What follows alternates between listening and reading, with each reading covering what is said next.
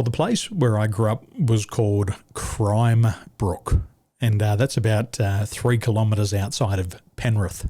So I grew up in the western suburbs of Sydney, and school for me was never easy. It was always more difficult. I couldn't learn as fast as the other kids.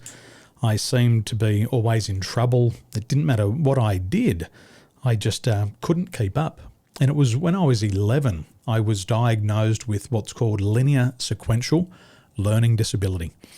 And my left and right hemisphere of the brain wasn't communicating properly. And it had come about by having a series of physical complications. The cranial plates in the skull hadn't aligned, and they were putting pressure on the brain. That gave me some visual impairments. I was also tone deaf, so I couldn't hear the difference of tone, whether it be music or language. And then I had a twisted neck, a twisted spine, hips that clicked, knees that collapsed. So I spent about 5 years in remedial therapy, trying to get all those things back into alignment. And just as I got aligned, I developed Epstein-Barr virus and chronic fatigue. And I believe it was a psychosomatic illness. I had so much pressure and stress from school that the body just couldn't cope anymore.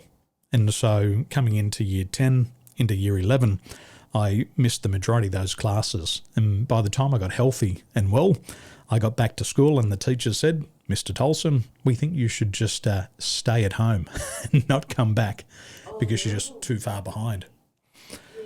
So they were the early years, and I dropped out of school and didn't get any easier.